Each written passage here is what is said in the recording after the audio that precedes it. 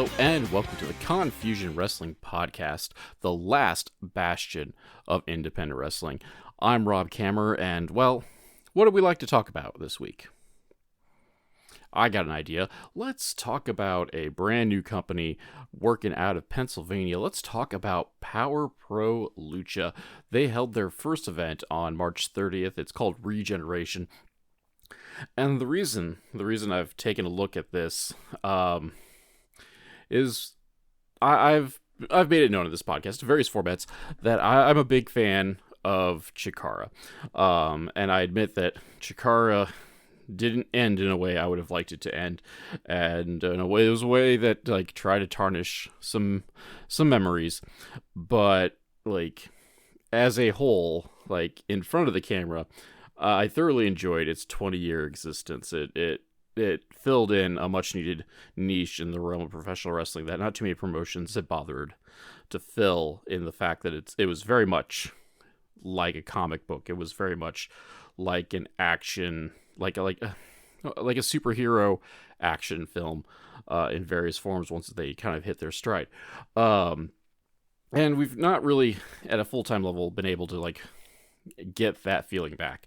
But a new promotion, as I said, come out of this ashes grabbed a bunch of people from kind of the last gen of CHIKARA, the last batch of trainees and whatnot, and then also including some of the classics, including Ultramantis Black, the Spectral Envoy, variations of Team Fist, etc. So I thought I'd give it the time of day, just to see if it kind of lives up to expectations, lives up to the hype, if you will. So as I said, this original event was held the 30th of March. It is currently found on IWTV, if you got that streaming service. I totally recommend it. If you don't, it's reasonably priced, and there's so much wrestling on there. It's totally worth the cash money you pay for it. Anyway, so let's talk about it. Let's see what went on here. We do have a drawn-out introduction with our ring announcer, Samira. She's introducing herself. She introduces the commentary team. And most importantly, she talks about lucha rules and explains for the casual crowd, some of the basic Lucha Libre rules, most notably focusing on the 20 count outside of the ring, and tags are not just by touching your partner, but they are also initiated by rolling out to the arena floor, or actually rolling to the ring apron, as long as you break the plane of the bottom rope. And then last but not least, disqualifications are truly at the discretion of the referee. I'm already blanking on the technical term for it, but basically excessive force can get you disqualified. So basically, if the referee determines that you are just trying to injure your opponent and not trying to win the match, that would be a DQ. As this is going on, we get one of the last stages of CHIKARA villainy in the form of Dr. Nicodemus, except he's not a doctor anymore. I guess he's no longer practicing medicine, maybe. But he's just Mr. Nicodemus now. He gets on the mic. It's the house mic. I'm not gonna lie, I can't pick out everything he says. But he basically notes that champions are not born, they are created. And it looks like he's gonna be kind of a quasi authority figure for Power Pro Lucha. And this will lead to our first match. It is a four-way match between Cayman MK, Filipino Grigio, which I love that name, Jet Jagori, and Shay McCoy. Jet comes to the ring offering insincere apologies. Evidently, he's been talking mad smack on social media leading up to this event. So he's basically giving weird backhanded compliments to everybody until he gets to Shay McCoy, and she just slaps the taste out of his mouth. Lots of quick pin attempts immediately after that bell just rings, and we're just fatal four-way action all over the place. Grigio won't let go of his bottle except to toss it to Jet. Then Jet gets tied up in the ropes, and everybody just has a photo op over him. Cute. Shay controls most of the offense early on. We get a slow motion slingshot on Cayman for 2. In the midst of this, Bill Goldbergler. I don't know what a Bill Goldbergler is, but he is wearing the stripes and a domino mask, so I assume he is up to no good. He's probably burgling, which, I guess obviously he is, because he runs off with Filipino Grigio's bottle of liquid. We've never really established what's inside of it. So there's one person down. We are basically down to a triple threat now. Cayman has Shay in a modified gory lock, and the ref is checking on her. Is kind of distracted, and Jet hits a low blow on Cayman, followed up by a roll up to give Jet Jagori the win. It was a fun little opener, and like a good solid way to kind of like set the expectations for a fledgling company out. You got guys with gimmicks going on here, kind of like showing off everybody's gimmick in the meanwhile, showing off what everybody can do. We've got some hard-hitting, fast-paced action. So like, you know, it's everything you want in an opener and everything you want to set the expectation for the card and the company, since this is brand new. Our next match is the Bill Avery Open Challenge. I'm just going to throw out there that Billy uses Hocus Pocus's Focus as an entrance theme, and I think that just makes him my new favorite wrestler. I think it's that's how it works now. You play Hocus Pocus, you have tassels on your boots, and now you're Rob's new favorite wrestler. Unfortunately, there's not a whole lot of perks to being Rob's favorite wrestler, as handsome Max Zero answers Billy's challenge. And Max is a big bear of a dude. He may be handsome, but he a big thick dude that hits hard, as Billy is gonna find out here. Just overpowering Billy initially.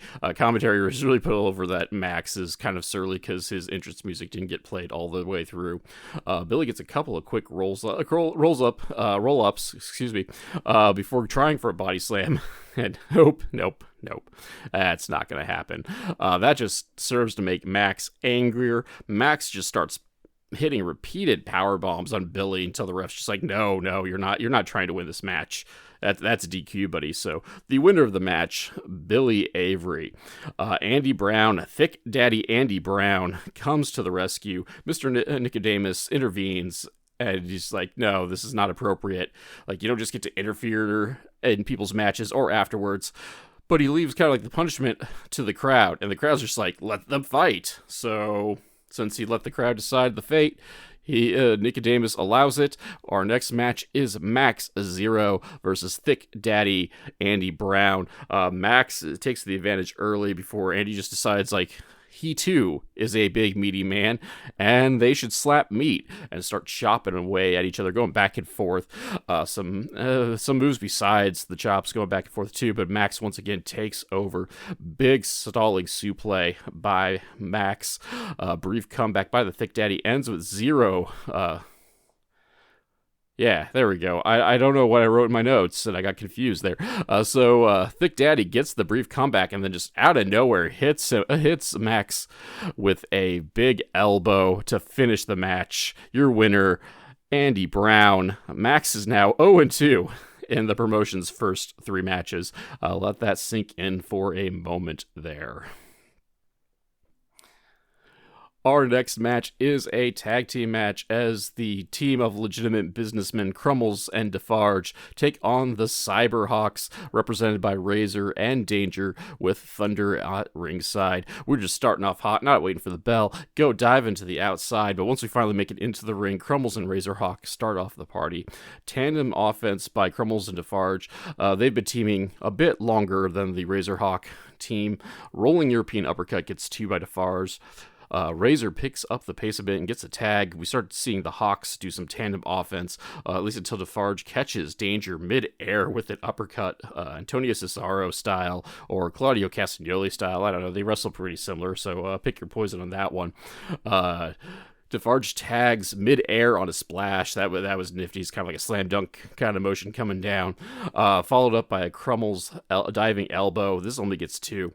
Dangerhawk kicks out of a rolling senton, followed up by a moonsault. Razor comes in, doing his partner no favors before getting dumped to the outside. Danger comes back before committing a lucha tag, rolling under the bottom rope to the ring apron. Crummels catches Razor mid-air, turning it into the awful waffle, but he was too injured to even like start the pin, so I will allow a pile driver not ending the match this time because he took his sweet time going for the pin on that one. Crumbles goes for the mask, but Thunderhawk intervenes on that one. Defarge catches Razor with a surprise super kick with the distraction as Crumbles hits a rebound lariat to pick up the 3 count, but we're not done yet. Crumbles and Defarge continue to do the beat down inside the ring when a green hawk comes out? Question mark. Commentary is being told that this is Poison Hawk, and to prove he's so poisonous, he poison mist Thunderhawk. Then takes out Dangerhawk. Razorhawk decides he wants the smoke and eats a jackhammer for his efforts there. But yeah, so we got some intrigue going into this here match, or at least coming out of this here match. So it's a solid tag team match, but obviously we got some interesting things going on in the Hawk camp. There's a rogue Hawk running around going by the name of Poison, and he is covered in green, ladies and gentlemen. And if nature has taught us anything, green things that aren't just a plant, well, those are probably deadly. Following this, we also have more tag team action as per the Lucha norm. It is trios action as the Creatures of the Deep reunite. That is Murloc, King Crab, and the Cajun Crawdad, formerly Cajun Crawdad. Evidently, he has died somewhere since I last paid attention, and now he's been revived, taking on the latest version of the colony, which is Cutter, Electro, and Ultimo Ant. Ultimo and King start off the party. King is outworked. The Ants tag in back and forth. King clears the ring of Electro and Ultimo, but Cutter comes in and takes out the King Crab, followed up by Cajun Crawdad. Big stalling suplex on Crawdad. Commentary rightfully points out that if he's dead, can blood rush to his head? So, and if blood doesn't rush to his head, is a stalling suplex like that extra effective? Because in theory, the psychology between a stalling suplex is to let all the blood drain to your opponent's head before dropping it with the suplex. And if there's no blood to drain, does it really do anything? I don't know, but while we're pondering this question, Murloc gets tagged in. Cutter tries to cut Murloc down, but Murloc is also a big meaty. Well, he's not a man either, so we're not having a big meaty men slap and meat match because there are no men in this match, just various ants and sea creatures. Cutter tosses Crawdad over the ropes into his partners. A trio of dives to the outside, but Murloc catches Electro mid-air. Inside the ring, the Rudos are beating down Electro. Tags and offense just run amok, wearing him down. However, he is resilient and refuses to stay down. We get a sloppy float over takedown that leads to a tag into Cutter. Hot tag, if you will. Cutter takes out Crawdad and King. Murloc comes in and takes a hold of the antennae.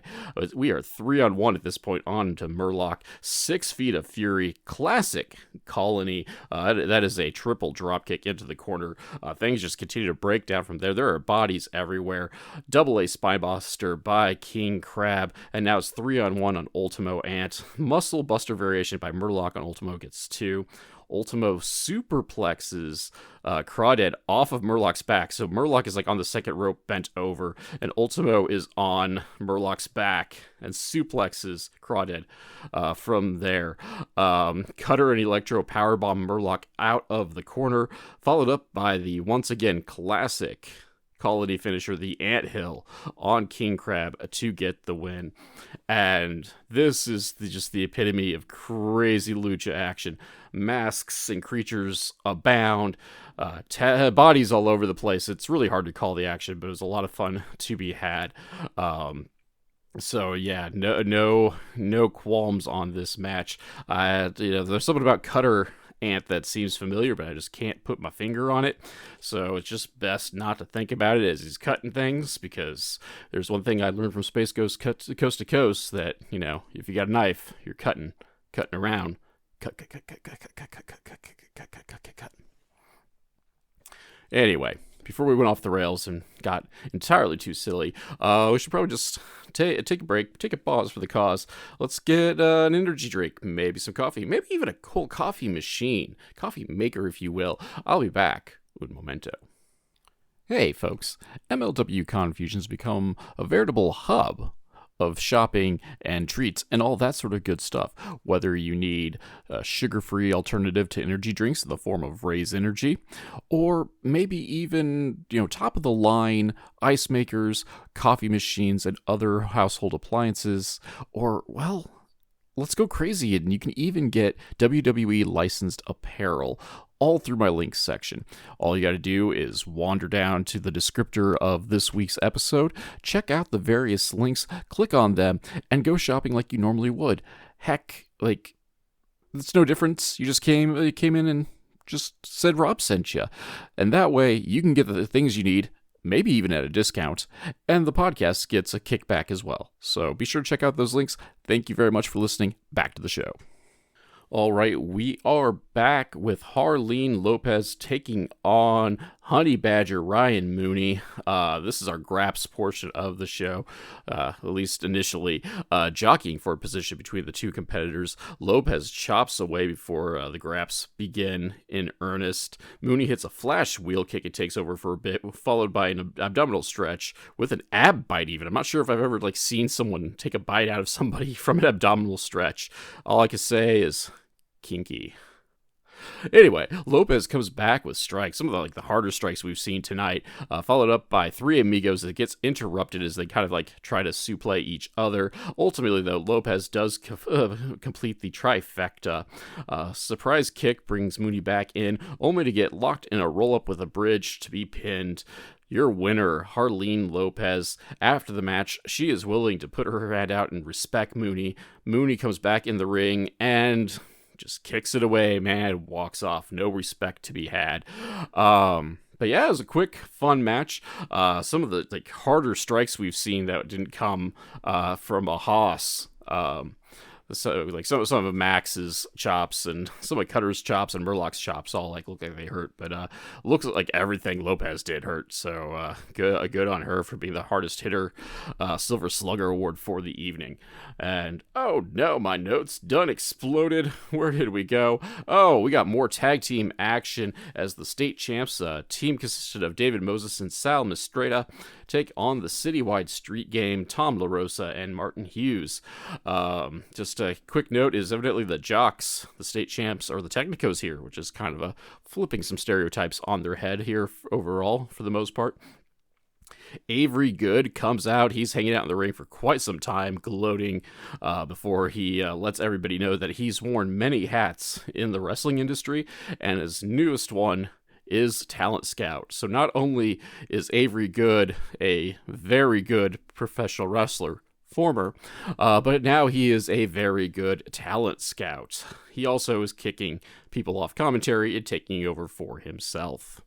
Anywho, so the match is finally allowed to get to start. Moses and LaRosa start off the party.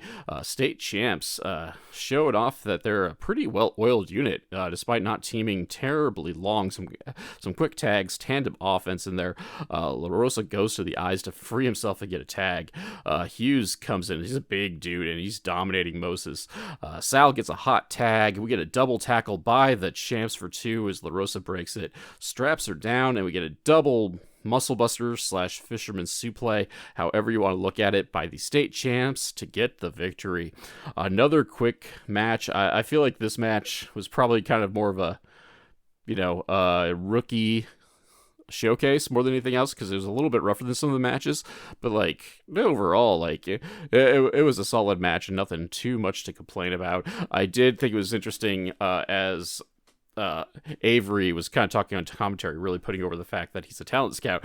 Just some of the little comments he'd throw out there, but the one that stuck with me most is if you're a tag team, you should be wearing similar outfits. And yeah, I buy that, because none of the guys were terribly coordinated. The citywide street gang was a little bit more coordinated in the fact that they both wore black. But I guess if I'm going to use that much of a generic term, at least the state champs both wore singlets. So I don't know, but that is just just a brief aside. That at least I'm not the only one who thought it, but it's not a big deal breaker, in the grand scheme of things. All right, it is time for our main event of the evening. It is Lucha Armada elimination style. I was going to call it one fall elimination. I guess that might make sense, but anyway, elimination style. But it's not like it's closer to like Survivor Series. There we go. It's not a Cybernetico, is what I was trying to say. So everybody gets eliminated until one team gets left.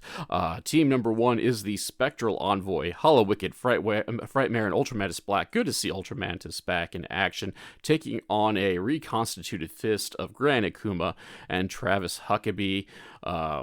This, for the record, is a debut of this version of Fist, as Gran Akuma was no longer in Fist when Huckabee was inducted into the group. They will be taking on the team of Cheeseburger, Gummi Boar, that is the Boar and Eric Lay, Weber Hatfield, and Matt Mako, not Matt Makowski, as he's normally known. He also has a cheeseburger hat for the occasion, too. So they changed his name, given a cheeseburger hat. We're calling that character progression, ladies and gentlemen. Anyhow, as I said, this is an elimination match, so the match will continue until one team has been completely eliminated. We are going to start out the party, though, with Travis Huckabee and Cheeseburger. That is some graps, yo. Avery is really good at putting over Huckabee as just kind of like a machine. Like, there's a guy, he puts over, like, maybe he would trash talk a little bit to guys, but Huckabee was a guy he wouldn't trash talk, because that would just make Huckabee kill you more. Hollow Wicked is tagged in, as is Erica Lay. Erica locks in a noogie, just softening up that pumpkin head of Hollow Wicked's. Mantis runs a distraction, and now Boar's in the ring. We get some Technico and Rudo confusion, as like everybody's just kind of colliding. It looks like they're going to go for the rowboat, but it's Mantis and Boar like stare at each other down, and they're like, "Oh, we can't really do this, can we, to our own partners?" Okay, well, we'll move along then. Weber Hatfield's in, is immediately dismantled by the Gran Akuma, who is arm barring and just slamming his arm over the ropes. Mako is in, and we get some more of the same. Boar comes in, and just before it looks like he's going to get his arm smashed up, he switches spots with Hollow Wicked, and Hollow Wicked's getting his arm ripped out of socket, and the Rudos are just not paying attention, just gloating over the fact, and Wicked just going to town. The Technicos come around the ring, start chanting one more time, and so Akuma just obliges, and finally, like, all 5 of the Technicos are outside the ring, standing in front of the Rudo corner, and it's like, hey.